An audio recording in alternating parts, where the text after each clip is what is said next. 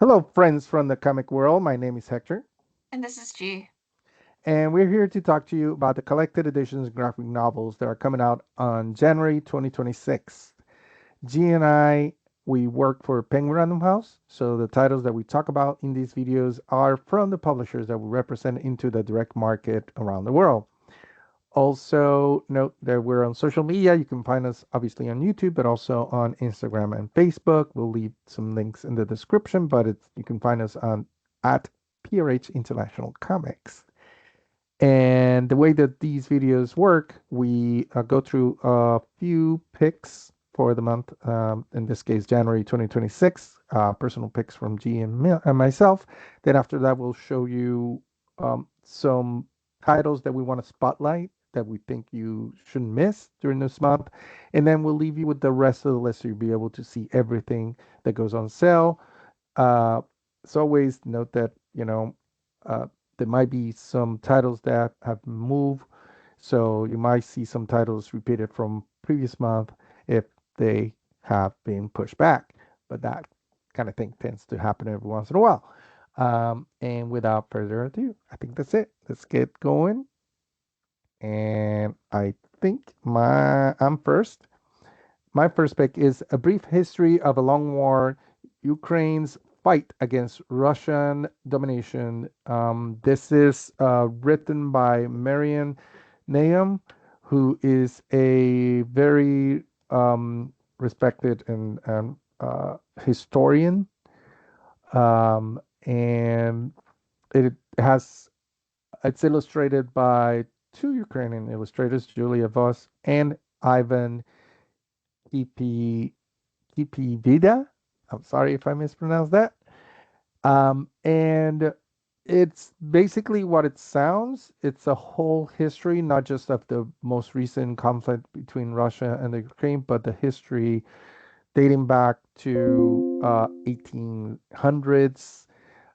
It goes through um, different conflicts and things that happened between the Soviet, well, back then the Soviet Union too, and the Ukraine and the state of Ukraine.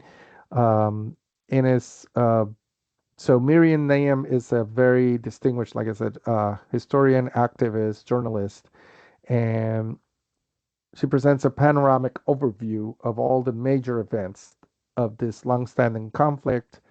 It has historical accounts that um, are sort of the foundation for what is happening now between Russia and Ukraine.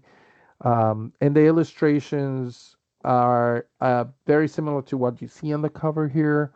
They're pencil, you know, uh, gray grayscale color with some accents in orange, like you see in the cover, and they're very beautiful, very striking.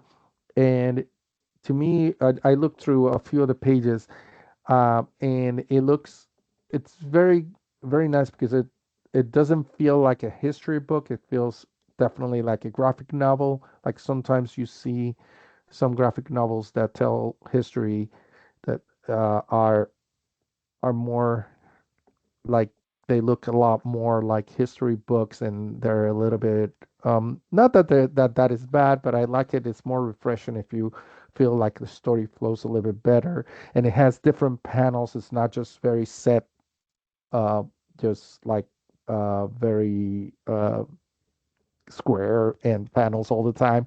It does play like modern comics with different types of panels and double pages and full pages, and it works really really well. And it's a very interesting story that I think we need to be embraced because it's a conflict that is affecting the whole world, of course. So yeah, this is coming in January, and I can't wait to read this from 10 speed graphic. I can't wait to read this. Next up is Fistic, a graphic novel. So this is inspired by Armenian and Persian mythology. It is a YA graphic novel debut. It centers around this 17-year-old Kata who always felt like the odd one out of his family filled with chefs.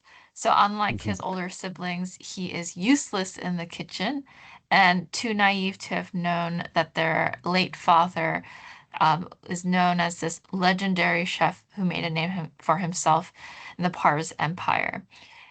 So unfortunately, his mother's illness is worsening, and Kata hopes that his vision-like dreams are a sign that magic is stirring within him, especially after they lead him to Oz, who Oz is a powerful div with some mysterious connection to his family.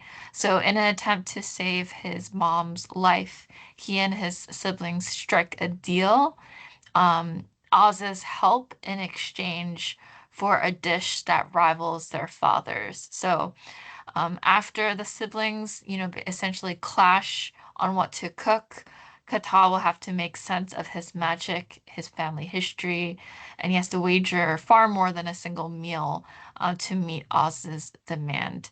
So what's interesting is that this creator weaves together multiple timelines in a very inventive, fantastical story, including Armenian family and food.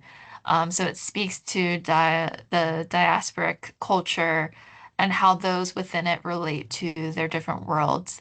It's very interesting a way to tell a story coming out in simultaneously in hardcover and trade paperback.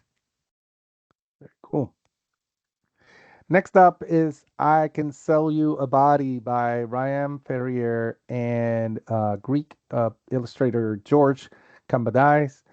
And this is a more lighthearted, fun a story about there's this medium who uh, used to be a TV medium, but he he then discovers that he has um, he's a former TV psychic, I should say, and he discovers that he now has this power where he can do a reverse exorcism, which what it is that instead of taking out, spirits from a body that has two spirits in it, he can actually put ghosts and spirits into living bodies. So he becomes a supernatural real estate agent and he basically sells his services to whoever can pay wants to pay for that. And he's in LA, of course, he would be in LA, and he has a lot of clients, and he's, in high demand for that kind of service until he gets and he meets this property, which is this woman, and he falls in love with the new property before he performs the reverse exorcism. But then he gets obviously in trouble with his the person who hired him and the ghost who wanted to vacate this body, which is a former mob boss. So now he's on the run from the mob. He's on the run from the Vatican and uh, a legion of ghosts. So it promises to be a very funny, quirky, but also action-packed graphic novel, and it sounds a lot of fun. I can't wait to read this. Next up, I think it's perhaps a very striking cover. This is Pig Yeah. Wife by Abby Luck. So we have a main character named Mary, and her her aunt Pearl passes away, and so their family is dragged to go to her aunt Pearl's house because she left behind a house after she died. And so Mary is dragged to this remote mining town so her mom, herself, and her stepdad can settle into Aunt Pearl's estate since now it's passed on to them. So Mary really can't wait to escape from the wreck of her family that she's dealing with, and she's stuck with them now in the middle of nowhere. And after a big fight that she has with them, she runs off and hides in this abandoned gold mine. Her escape plan backfires when she realizes that she's trapped inside. And what's even worse is that she realizes that she's not alone. So this is dark humor, suspense, nightmares. It's a very ambitious debut where the heart of the story centers around isolation, abuse, trauma, and survival. It's a twisted coming of age tale, and the author, while going through the story, suggests that survival doesn't depend on our strength and wits alone, but our ability to love others even in the most horrific of circumstances. And so, yeah, again, very striking cover. I've Yeah. it really stands out when you look at it. So, very interesting premise as well. Yep. Very cool. Mm. And next up, another book about exorcisms. I promise you, I didn't plan it to be like pick two in 1 month. But this one is When I Lay My Vengeance Upon Thee by Gus Moreno. And this is illustrated by Jakub Hrabelka, the acclaimed Polish illustrator who has done tons of work, but most recently is well known for the Cyberpunk 2077 books over at Dark Horse. This is from Boom Studios. And this is about a priest, Father Barrera, who is a disgraced priest. He's haunted by the tragic death of a child. And as penance, he is exiled to a remote South American island town of Puerto Crista. I won't say Puerto Rico, no, Puerto Cristina, I should say. And he is supposed to work under this other Father Stygian, who's a very controversial exorcist.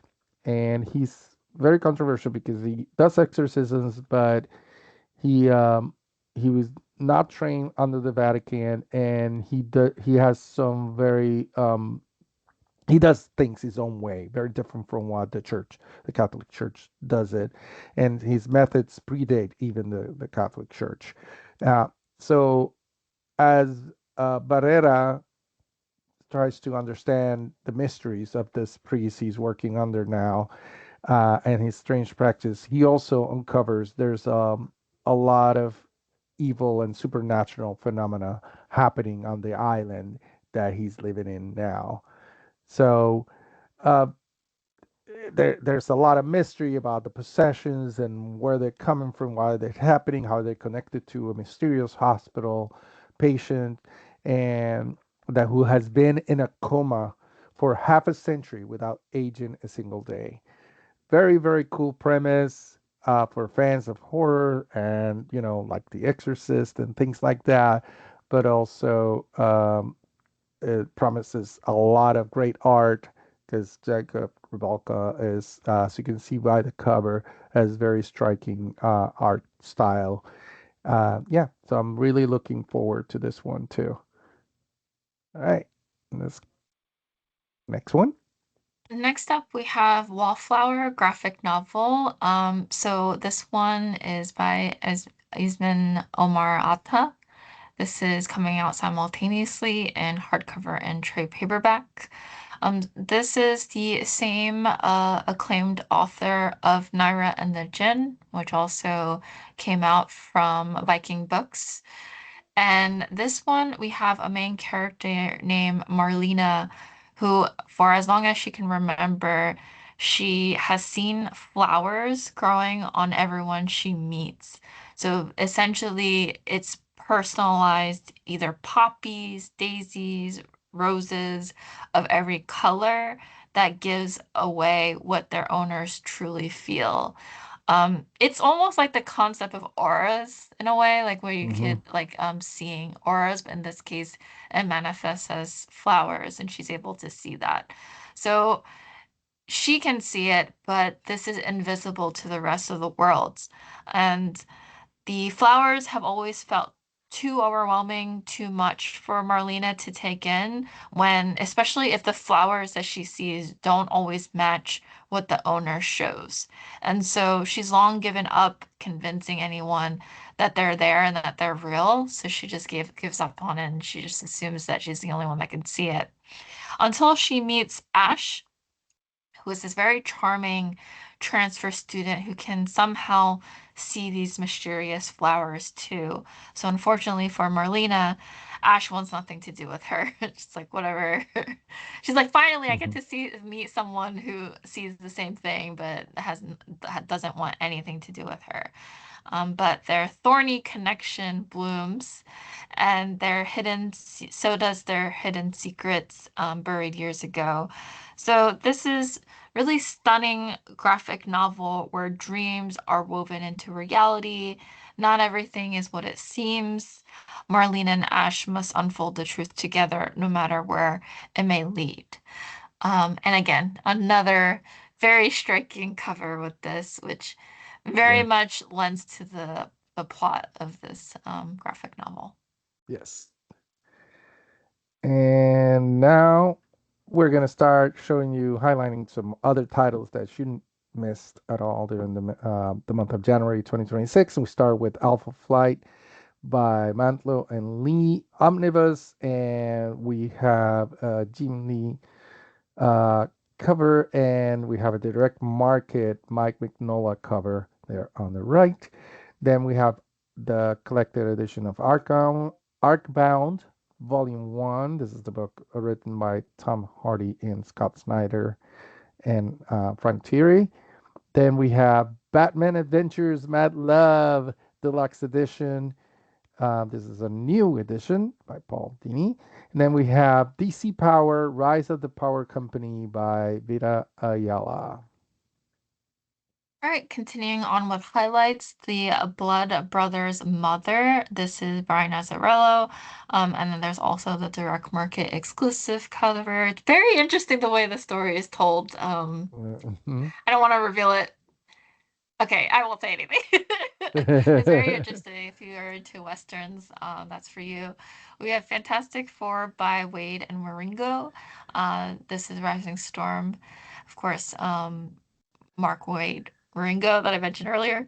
Godzilla Legends, Mothra, Queen of Monsters, Sophie Campbell, Matt Frank. And then we have Godzilla Heist, Van Jensen, Yeah, Kelsey Ramsey. very cool.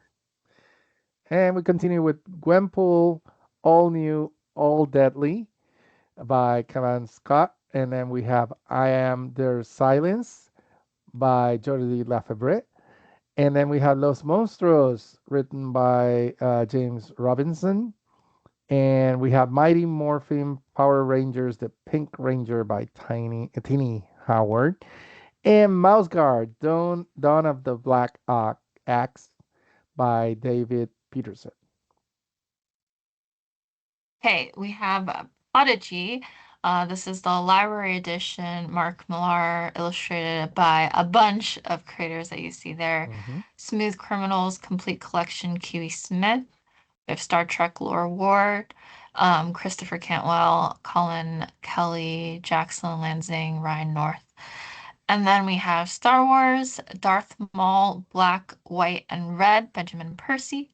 And of course, we have Tom King's Supergirl, Women of Tomorrow, DC Combat Comics, which comes in a perfect time if you have watched said movie, Superman, Superman movie, With the movie, with the Superman movie and the anticipated Supergirl movie. movie Yeah. coming next year. Yeah, Yes. very good. And then we have The Thing, The King of Jancy Street by Tony Fleece. And then we have Tramps of the Apocalypse, story and art by Alice Darrow. And we continue with Spider Verse versus Venomverse, Kyle Higgins. And The Vision and the Scarlet Witch, Fear the Reaper by Steve Orlando. And last on the slide here, we have Werewolf by Night, Red Band by Jason Liu. And that's the highlights. Like I mentioned at the beginning, we're going to leave you with the rest of the list. You'll be able to see everything else that comes out on January 2026 for graphic novels and collected editions. Thank you so much for watching this. We hope you enjoyed it. Like I said before, we are on Instagram, on Facebook, and of course on YouTube. So make sure to check us out. And we hope you come back. Take care. Bye. Bye.